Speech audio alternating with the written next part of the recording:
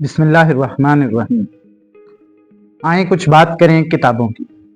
کتابیں جو انسان کو عقل دیتی ہیں، شعور دیتی ہیں، کتابیں جو انسان کو انسان بنانے کا ہنر رکھتی ہیں۔ کتابیں پڑھنا ہم سب کو پسند ہے۔ کچھ لوگوں کو تاریخ، کچھ لوگوں کو عقائد، کچھ لوگوں کو فکشن، کچھ لوگوں کو دیگر اصناف تحریر سے شغف ہے، لیکن کتاب کو پڑھیں کیسے؟ کیا کتاب کو پڑھنے کا بھی کوئی طریقہ ہے؟ کیا ہم کم وقت میں زیادہ پڑھ سکتے ہیں؟ کیا ہم تیزی سے زیادہ سمجھ سکتے ہیں؟ کیا ہم جو پڑھ رہے ہیں اسے اپنے ذہن میں کسی بھی عمر کے حصے میں بٹھا سکتے ہیں؟ یہ وہ سوال ہے جن کا جواب اکثر کتاب دوست انسان ڈھونڈ رہے ہوتے ہیں، کیونکہ کتابیں لوگ پڑھتے ہیں، کوشش بھی کرتے ہیں، لیکن اس کے باوجود یا تو وہ پوری پڑھ نہیں پاتے، یا وہ پڑھتے ہیں تو انہیں یاد نہیں رہتی، یا یہ ہے کہ یاد رہتی ہیں لیکن شارٹ ٹرم میموری میں لانگ ٹرم میموری سے غائب ہو جاتی ہیں۔ اب کیا کریں؟ اس کو ہم ڈسکس کریں۔ سب سے پہلی چیز جو بک ریڈنگ یا کتاب خوانی کے لیے ضروری ہے وہ یہ ہے کہ جو اشتہا کتاب خوانی ہے، یعنی کتاب خوانی کا ایک شدید شوق کبھی کبھار انسان کے اندر جو پیدا ہوتا ہے، انسان کے اندر ایک جذبہ ایجاد ہوتا ہے کتاب خوانی کا بہت شدید، وہ جذبہ بہت اچھا ہے، لیکن اسے کنٹرول کرنا اتنا ہی زیادہ ضروری ہے۔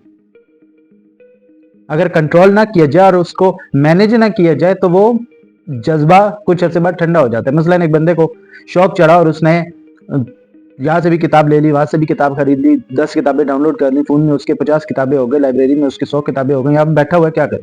کون سی پڑھے، کون سی نہ پڑھے؟ یہ جو افراطی نظریہ ہے یا افراطی رویہ ہے کتاب کے اوپر، کتاب خوانی پر، جو کتاب کے شوق کی وجہ سے، کتاب خوانی کے شوق کی وجہ سے یہ مشکل پیدا کر دیتا ہے، انسان کا دماغ ایک دم کنفیوز ہو جاتا ہے۔ اب اس کا رائے حل کیا ہے؟ اس کا رائے حل یہ ہے کہ پہلے مرحلے پر آپ وہ موضوع جو آپ کو آسان لگتا ہے، جس میں آپ کی دلچسپی ہے، آپ اس کو چنیں اور اس پر کوئی ایک کتاب لیں، اور اس کتاب کے مکمل ہونے سے پہلے نہ کوئی دوسری کتاب ڈاؤن لوڈ کریں، نہ کوئی دوسری کتاب خریدیں، کیونکہ اگر آپ کی دسترس میں آ گئی پھر آپ کا دماغ دوسرے آپشنز کو سوچنا شروع کر دے گا۔ دوسرے مرحلے میں آپ کتاب کو تند خوانی یا سپیڈ ریڈنگ کے سٹائل میں پڑھیں۔ سپیڈ ریڈنگ خود ایک ٹیکنیک ہے جس پر الگ سے بات کی جائے گی۔ اب سپیڈ ریڈنگ میں ہوتا کیا ہے مختصراً کہ آپ کتاب کو لیتے ہیں اور کتاب کو آپ نے آنکھوں سے پڑھنا ہے، زبان سے نہیں۔ آپ نے کلمہ با کلمہ، ورڈ بائی ورڈ نہیں پڑھنا، بلکہ آپ نے لائن بائی لائن پڑھنا ہے، یا لائنز کو پارشلی ڈیوائیڈ کرنا ہے۔ یعنی مثلا اگر ایک 20 ورڈز کی لائن ہے، 20 کلمات کی لائن ہے، تو اس کو آپ نے 10-10 میں ڈیوائیڈ کرنا ہے۔ 10 آپ نے ایک نگاہ میں پڑھنے ہیں، 10 دوسری نگاہ میں، اور اسی کو آپ نے پریکٹس کرنا ہے۔ آپ نے بیچ میں پاز نہیں دینا، کیونکہ جتنا یہ ہمیں لگتا ہے اکثر کہ اگر ہم بہت تیزی سے پڑھیں گے تو ہمیں سمجھ نہیں آئے گا، لیکن تحقیقات یہ بتاتی ہیں کہ اس کے برعکس ہے، ہم جتنا آہستہ پڑھتے ہیں اتنا ہمارے دماغ میں کم بیٹھتا ہے۔ مثلا اسی دوسری چیز، تیسری چیز، کبھی بھی لیٹ کر کتاب نہیں پڑھیں۔ مثلا بستر پہ دراز ہو کر کتاب نہیں پڑھیں۔ ماہرین کا کہنا ہے کہ بہت خطرناک ہے، یہ آپ کی توجہات کو بکھیر دیتا ہے، ریلیکس کر دیتا ہے آپ کے مائنڈ کو، آپ کے مائنڈ کی اٹینشن ریلیکسیشن موڈ کی طرف چل جاتی ہے۔ اگر آپ نے بستر پہ ہی پڑھنے میں آپ کمفرٹیبل ہیں تو بستر پہ بھی آپ بیٹھ کر پڑھیں، مثلا تکیہ لگائیں اور پشت دیوار کے ساتھ یا تکیے کے ساتھ لگائیں اور بیٹھ کر پڑھیں۔ کوشش کریں کہ آپ کتاب کو ہاتھوں میں پکڑ کے نہ پڑھیں یا جھک کر نہ پڑھیں، کیونکہ اس سے آپ کی بیک بون اور نیک ایشوز ہو سکتے ہیں مسلسل کتاب پڑھنے سے۔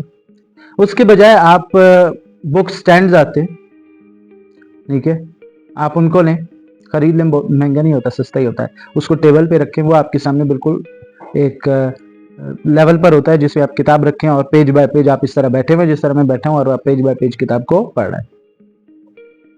اس کے علاوہ ایک اور چیز کہ آپ پیٹ بھرے، مثلا جب آپ نے کھانا کھایا، رات کا کھانا کھا لیا، پیٹ بھر گیا، اس کے فوراً بعد آپ کتاب لے کر بیٹھ گئے، یہ نادرست ہے۔ اس کے علاوہ آپ رات کو کتاب پڑھنے کو جو کہا گیا ہے وہ اس کو سمجھنے کی کوشش کریں۔ مثلا آج کی بزی لائف میں اگر ایک شخص 9 to 5 کام کر رہا ہے، کام کرنے کے بعد آیا، وہ 7 بجے گھر پہنچا، اس نے 8 بجے تک تھوڑا سا فریش ہوا، 10 بجے تک اس نے بچوں کے ساتھ بیٹھا، کھانا کھایا، اور اس کے بعد وہ مثلا تھوڑا سا اس نے فیملی کو ٹائم دیا اور سارے گھر کے ایشوز ڈسکس ہوئے، اور اس کا مائنڈ تھکا ہوا ہے، ابھی بھی بیچ میں اس نے آرام نہیں کیا، اور وہ اب اس تھکاوٹ کے ساتھ بستر پہ بیٹھتا ہے یا چیئر پہ بیٹھتا ہے اور کتاب کھول کے بیٹھ جاتا ہے تو اس کا دماغ کبھی بھی ان چیزوں کو کیچ نہیں کر پائے گا، مزید تھکے گا. اس لیے جو کہا گیا رات کا مطالعہ، تو اس سے مراد یہ ہے کہ اس سے پہلے بیچ میں گیپ ہو، آپ آرام لیں، آپ ایک نیپ لیں لازمی نیند کا.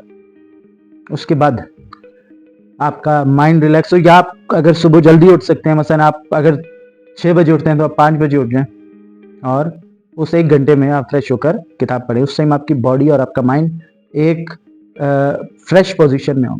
لیسٹ بٹ ناٹ لاسٹ، کہ کتاب پڑھنے کا جو دورانیہ اسے مختص کریں. مثلا آپ نے کتاب پڑھنی ہے تو ایسا نہیں ہے کہ آپ نے 5 گھنٹے بیٹھ کر پڑھنی ہے. ایک دن آپ کو جذبہ چڑھا اور 5 گھنٹے بیٹھ کر آپ نے پڑھی اور اگلے دن آپ کی کمر گردن میں درد ہو گیا، پھر آپ نے 2 مہینے کچھ نہیں دیکھا. ہم فکس کریں، مثلا سپوز دیٹ آپ نے 30 منٹس کتاب پڑھنی ہے یا 40 منٹس پڑھنی ہے. 40 منٹ میکسیمم ڈیوریشن ہے. اس کے بعد آپ اٹھے، تھوڑا سا ایک ریفریشر لیں، اس کے بعد دوبارہ ریزیوم کریں اس کو.